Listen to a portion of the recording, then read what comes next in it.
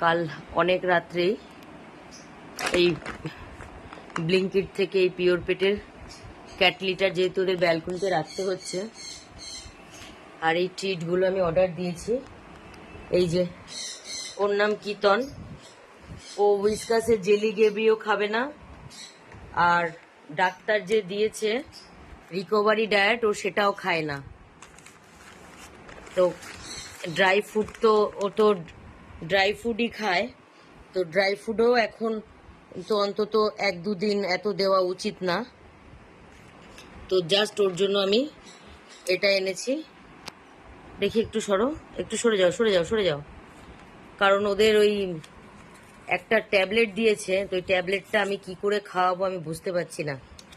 তো দেখি যদি এই ট্রিটগুলোর মধ্যে, আমার বাড়ি ঘরে ছিল যেহেতু শেষ হয়ে গেছে, তাই আবার আমি ব্লিঙ্কিট থেকে কাল রাতেই অর্ডার দিয়েছি এই যে চিকেন আর ক্র্যাবসের এই ট্রিটগুলো।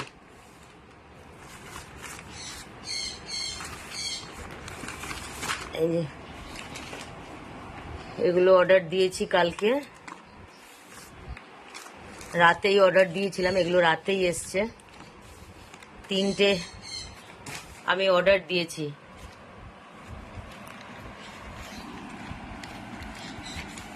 চাইছি এই ট্রিটগুলোর মধ্যে করেই ওই ট্যাবলেটটা যদি ওদের খাওয়াতে পারি, কারণ ওই ট্যাবলেটটা খাওয়ালে ওদের মানে কাটা জায়গাটা খুব তাড়াতাড়ি কিন্তু শুকাবে।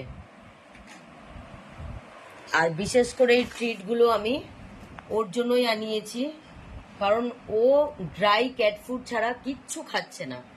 এই যে আমার কাছে উইসকাসের এত জেলি পড়ে আছে, ওই ছোটুর 2টো ছেলেকে দিলে কিন্তু খেয়ে নেবে, কিন্তু লাডোর এই ছেলে ও কিন্তু কিচ্ছু খায় না, খালি এই ট্রিটগুলো একটু খায়। তো যদি একেবারে খালি পেটে থাকার থেকে এই ট্রিটগুলোই দেবো, ওর যদি ট্রিটগুলো একটু খায়। কারণ এই 2টো বাচ্চা আমার লক্ষ্মী বাচ্চা, আমার পাগলা খুব লক্ষ্মী বাচ্চা। এদের আমি যেরকমভাবে দেবো ওরা খাবে, কিন্তু আমার কিতনকে নিয়ে খুব মানে টেনশন হয়ে গেছে যে ওকে আমি কিভাবে মেডিসিন খাওয়াবো, বা ওকে আমি সারাদিন কি খেতে দেবো। অন্তত এখন 1-2 দিন একটু তো নরম খাবার খেতে হয়, ও একেবারেই ক্যাট ফুড বা ক্যাট বিস্কিটই খায়।